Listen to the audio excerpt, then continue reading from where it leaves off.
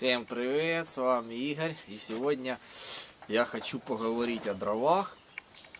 У меня опыт отопления дровами около 20 лет я топил дровами, пока не сделал тепловой насос. Вообще тепловой насос — это самое лучшее отопление. Вот, и я агитирую, чтобы люди делали сами себе тепловые насосы.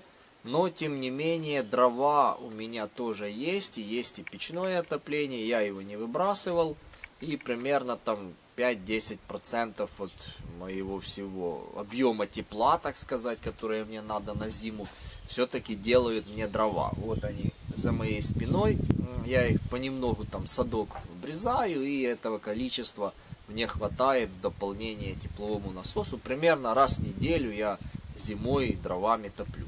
Но, кроме того, что я топил 20 лет дровами, как я уже сказал, да я еще и работаю с деревом, я столяр, делаю мебель всякую, там деревянную именно, не с МДФ, а именно с дерева, работал со всякими видами дерева, ясень, дуб, сосна, липа, ольха, клен, берест, еще там куча многих таких других пород, вот, которых я сейчас и не помню, поэтому... Есть у меня такой опыт, и, как бы сказать, право об этом говорить, что-то я об этом уже знаю. Итак, как я построил это видео, хочу построить. Сначала я пройдусь по основным заблуждениям насчет дров и отопления дровами, и там у меня есть некоторые советы в конце, как лучше все-таки топить, там организовать вот это все отопление, такие интересные, через что я прошел сам, лично я прошел через это, и я про это говорю. То есть я не теоретизирую, там в теории или в книжке прочитал, да, я это сам через это прошел, я в этом убедился, и я об этом буду говорить. Итак.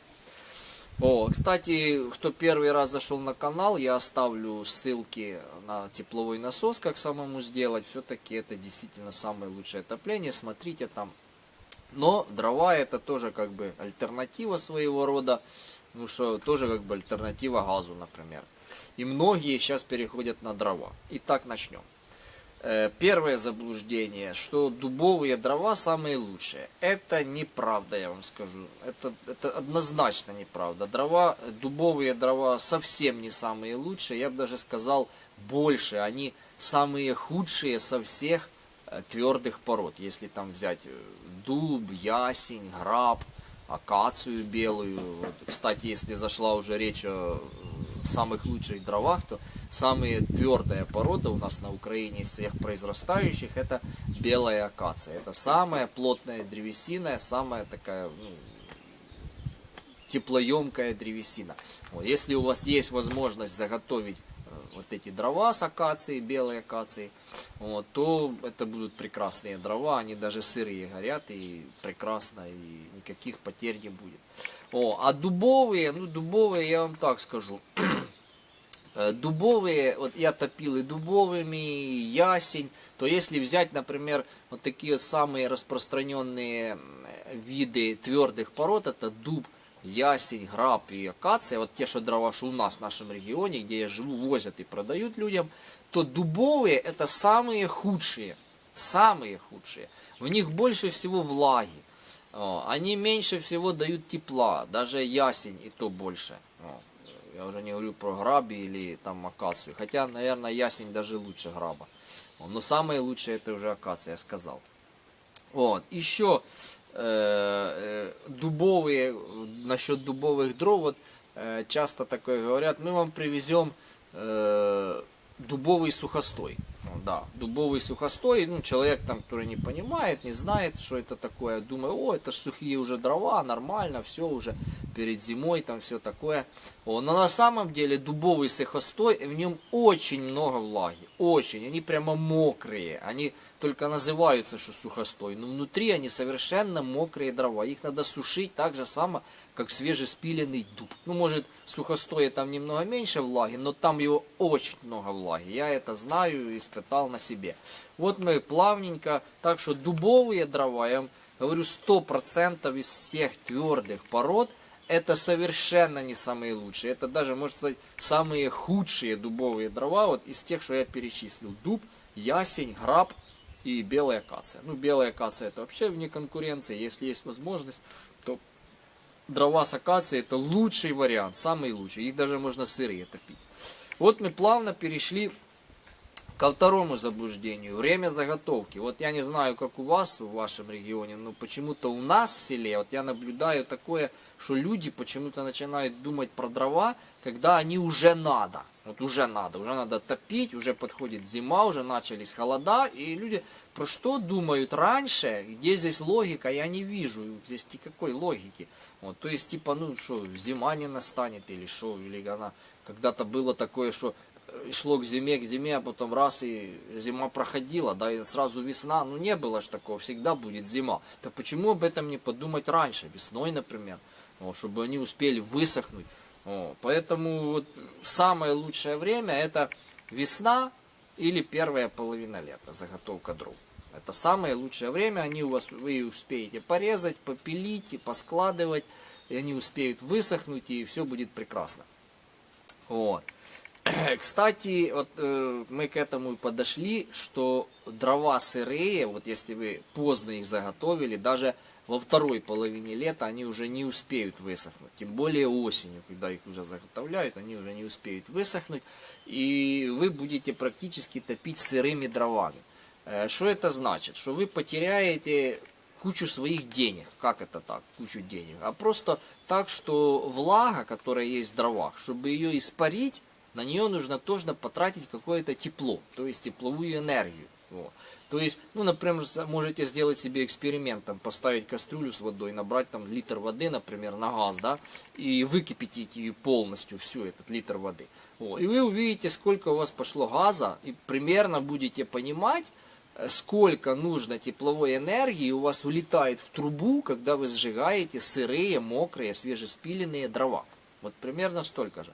То есть, это, ну, дрова, примерно половина дров, потраченных попусту зря. Зря. Это, но таких дров сырых надо раза в 2 больше, чтобы получить то же количество тепловой энергии в доме, то же количество тепла, также нагреть дом раза в 2 надо больше, чтобы нагреть дом, чем сухих дров. Поэтому делайте выводы. Вот, это, ну, совершенно невыгодно по деньгам и по карману топить сырыми дровами. Поэтому дрова заготавливать надо вовремя. Это весна или начало лета, первая половина. Но никак не осенью, когда уже надо топить. Это совершенно неправильно. Третье заблуждение. Вот, неправильное сжигание дров. Да, вот как ни странно, вот бывает и такое. Вот часто такое наблюдаю у людей. Растапливают печку и закрывают поддувало. Типа, так оно будет дольше гореть, так дрова на больше хватит, типа вот этого. Но на самом деле это большущее заблуждение, потому что, ну, почему? Если начать с самого начала, то горение это химический процесс, по сути. По сути, грубо говоря, это химический процесс, то есть спичку, когда мы подносим, это катализатор, пошел химический процесс, там в результате тепла выделяются у нас с древесины углероды, которые соединяются с молекулами воздуха, то есть кислорода точнее. Вот. И тогда уже происходит эта химическая реакция с выделением тепла. То есть тепло это по сути даже не продукт этой химической реакции. Продукт химической реакции вылетает в трубу в виде дыма, всяких там газов новых, которые новые химические соединения. А тепло, которое мы получаем, это просто побочный эффект как бы этой химической реакции. И если вы закрыли поддувало, у вас меньше поступает воздуха, то есть выделилось, например, 100 молекул, да, вот этого углерода, а в топку попало примерно 50 молекул кислорода. Хотя там надо молекул кислорода больше на одну молекулу углерода, по-моему, 2 или 3 молекулы надо углерода, 2 или 3 молекулы кислорода, чтобы образовалась эта химическая реакция, они соединились и выделили тепло. А у вас получилось меньше поступило кислорода в топку. Вот. То есть, что получается, какой-то части молекул углерода не хватило молекул кислорода, и они тупо вылетели вверх в тоже в трубу. Они не сгорели, они не образовалось это новое химическое соединение с выделением тепла. То есть не прошла химическая реакция полностью. То есть у вас частично дрова как бы сгорели, частично выпустили горючий газ просто в трубу из-за того, что у вас не хватает. Как это определить? Определяется это очень просто. Вы просто смотрите на цвет пламени. Конечно, с другой стороны не надо там открывать так поддувало, чтобы аж гудело. Так тоже не надо.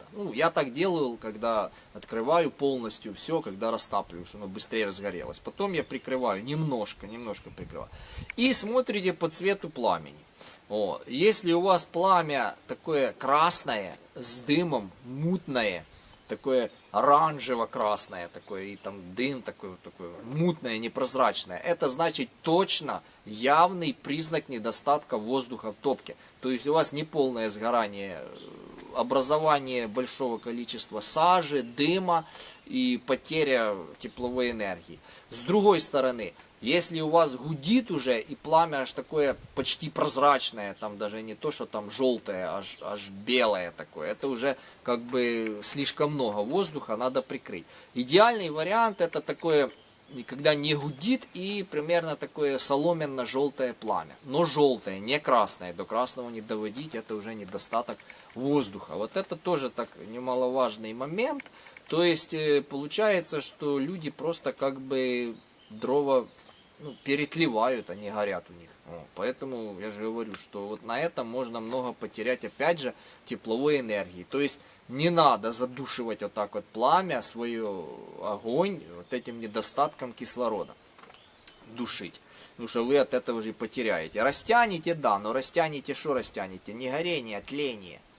Дальше. Хранение дров. Самый оптимальный вариант, вот то, что я так вот за этот вариант, это вот такой вот вариант. Это обычный навес, где-нибудь там под стеной гаража, под стеной забора, под забором, под стеной дома. Просто сделать навес закрытый хотя бы с одной стороны, с трех сторон открытый, с двух, с трех сторон обязательно, чтобы он был открытый, чтобы дрова продувались, а все, если даже сырые сложить, они там будут нормально проветриваться, дышать, и никаких грибуков не будет. Такое тоже наблюдал у людей, что привозят сырые дрова, сосна там, например, с пилорамой, режут их и складывают в сарай. И, сарай закрытый, дверьми, там стены, понятно, да, что такое сарай. То есть продуха там нет, никакого воздуха, и через месяц у них все дрова в таком мху покрытые, такой грибком, цвилью такой, вот это, понимаете, такая, аж мохнатая, такая зеленая.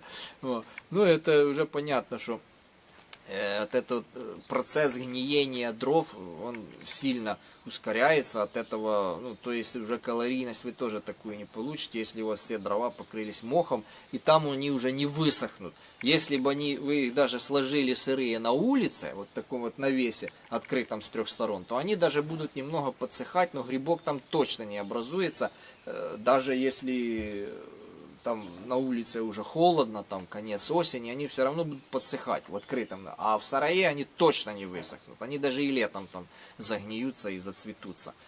Так что вот это вот тоже надо обратить внимание. Самый оптимальный вариант — навесик с трех сторон открытый. Все, им больше ничего не надо. Дальше. Срок годности дров.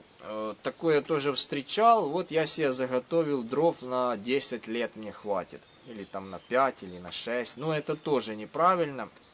Потому что дрова, это надо понимать, что это все-таки тоже органика. Это те же растения, трава, бурьян, это то же самое, в принципе. Просто дрова, они гниют дольше.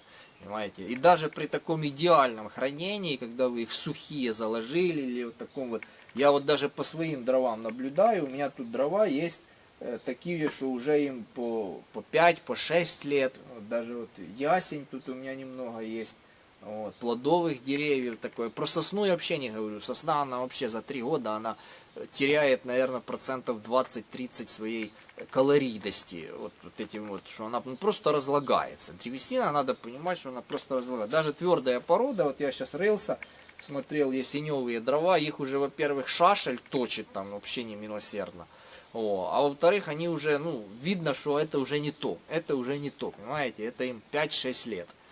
А если мягкие породы, то я же говорю, они еще быстрее разлагаются и портятся. Поэтому стремиться заготовить дрова надолго вперед, там на 5, на 6, на 10 лет вперед не стоит совершенно. Они сильно потеряют своей калорийности, и вы уже с них не получите просто через такое время столько же тепла, как сразу свежеспиленные, высушенные в этом году, например, дрова. То есть дрова это все равно органика, и они потихоньку такие гниют, даже и сухие. Дальше, это я уже вот по таким вот основным заблуждениям прошелся, которые я наблюдаю. Кто, может, тоже знает, что такое, что-то вроде этого, то пишите в комментариях, моим зрителям будет полезно, я думаю. Кто там начинает топить дровами или ищет какие-то полезные советы. Дальше, теперь у меня советы. 6-й совет, это водяная рубашка увеличивает КПД. Да. Я топил раньше, просто печка у меня, грубо, там 2 плиты, духовка, просто я так топил ее, кирпич нагревался, все такое. Но потом я сделал ребряк и поставил радиаторы, я уже готовился к тепловому насосу, все, уже делал систему отопления, и подсоединил к системе отопления через ребряк, ребряк это скелет, ребряк, водяная рубашка, как оно у вас там называется, чтобы было понятнее. У меня это просто одна труба идет вот так вот сверху, другая снизу обратка, и между ними вот такие вот, как бы решетка, трубочки. Вот с таких вот труб примерно я сделал. Тоже через циркуляционный насос это все прокачивается. И я заметил, что очень-очень сильно выросло КПД моей печки. Отопление улучшилось, когда вот я сделал вот такой вот ребряк и подключил его к системе отопления. То есть, получается, у меня как бы с топки отбирается намного больше тепла сразу, прямо в топке. Поэтому, когда у вас еще вы только затопили, да, и начали сжигать дрова, топка холодная, она кирпич, это все, оно хорошо впитывает тепло, отбирает. Но буквально там через час, 1,5-2 топка уже нагрелась полностью, она уже перегрелась, она уже тепло это не принимает кирпич, оно уже не может его принять, оно уже нагрето. Поэтому у нас начинает дальше прогреваться грубо, она еще дальше прогрелась, когда она и там прогрелась, уже у нас просто тепло вылетает в трубу. Вот этот ребряк или водяная рубашка, она отбирает постоянно одинаковое количество тепла, потому что в этом ребряке водяной рубашки там температура не может повыситься выше, 70, 80, 90 градусов, выше никто же не повысит, правильно? Поэтому эта водяная рубашка, она стабильно отбирает постоянно тепло, сколько бы вы не топили этими дровами. Плюс это тепло разносится по всему дому, и у вас не будет так, что там теплей, там холодней, оно будет примерно одинаково. Вот это огромнейший плюс. И я заметил это по своей печке, что когда я так вот стал использовать, то есть ставил ребряк в печку свою и греть еще, намного лучше, и КПД больше, меньше даже дров стало надо, чтобы обогреть, когда я вот топил дровами. Плюс еще, большой плюс, сама груба, которая уже за ребряком, она уже так сильно не перегревается, а соответственно не трескается и дольше проживет, меньше будет трещин, потому что большое, я бы сказал, даже большее количество тепла у вас отбирается в самой топке. Вот это очень-очень хорошо. Дальше еще один совет, когда еще я тогда поставил в то же время теплоаккумулятор водяной, да. Тоже уже готовился к тепловому насосу, устанавливал все, то есть тепловой насос еще не работал, но теплоаккумулятор уже был с водой, и он уже работал. И заметил, что даже вот 400 литров этой воды, которая нагревалась у меня от печки, это прекрасно, это прямо даже так вот чувствую, видно, сразу стало видно, как температура выравнивается на протяжении суток. То есть вот такой вот, это большая проблема именно печного отопления, когда особенно топят один раз только в сутки, дом небольшой там или теплый очень, достаточно одного раза, то вот этот вот перепад температуры, например, утром, вечером, если, например, вечером протопили, утром уже не так тепло, температура довольно серьезно падает. Или под другую топку, под вторую топку уже температура может серьезно... Так вот этот теплоаккумулятор, именно водяной, он позволяет вот эту температуру суточную при печном отоплении очень хорошо выровнять, стабилизировать. Там перепад будет буквально 1-2 градуса, не больше. То есть без теплоаккумулятора водяного перепад был у меня значительный. Получается, что кирпич, который нагревается в печке, он как бы, ну, сразу вот нагрели вы, да, кирпич уже отдает тепло. А теплоаккумулятор, его можно перекрыть. Например, у вас дотопилось, вы краник перекрыли, насос выключили, все, у вас уже отопление не работает, как бы. У вас запасенное количество, определенное количество тепла в этом водяном теплоаккумуляторе. Ну, на 400 литров это так маловато, конечно. Опять оборвалось мое видео, 20 минут. Ладно, продолжим. Уже я заметил результат даже при таком вот объеме воды. Всего-навсего 400 литров. Если сделать еще больше, 500, 600 или даже тонну, это будет результат очень значительный. И эту теплоаккумуляцию можно регулировать. Если вы теплоаккумуляцию самой печки, грубы, кирпича не можете регулировать, то есть вы натопили, у вас жарко, вы никак не можете перекрыть это, закрыть тепло, как бы оставить на потом, то в водяном теплоаккумуляторе вполне его можно просто перекрыть или выключить циркуляционный насос, когда вы протопили, и все, у вас там тепло в сохранности. Прошло там 3, 4, 5, 6 часов, 7, у вас там уже печка сама грубо, кирпич стал остывать, вы включаете циркуляционный насос, и у вас горячая водичка пошла по радиатору. Прекрасно, у вас опять тепло в доме. То есть можно вот так вот стабилизировать вообще классно температуру, даже с одной топкой в сутки. С одной даже топкой в сутки. Это я тоже на своем опыте убедился и очень советую именно водяной теплоаккумулятор, который можно контролировать теплоотдачу. Вот этот немаловажный нюанс, контролировать. Так, дальше. Ну и все, вот остался последний пункт, это угарный газ. Да, вот на этом я не мог, конечно, этот вот момент упустить, тем более я сам, было такое, что отравился один раз угарным газом, поэтому об этом хочу поговорить, сказать, предупредить, это очень важно, кто будет топить дровами или топит, никогда еще с этим не сталкивался. Вообще по статистике бытовых отравлений, вот есть такая статистика бытовых отравлений домашних, угарный газ стоит на первом месте, на первом, и не только отравления, а и смертей, по-моему, на первом месте. На втором там уже, по-моему, отравление асбестом или бытовой химией какой-то там, третье, четвертое уже.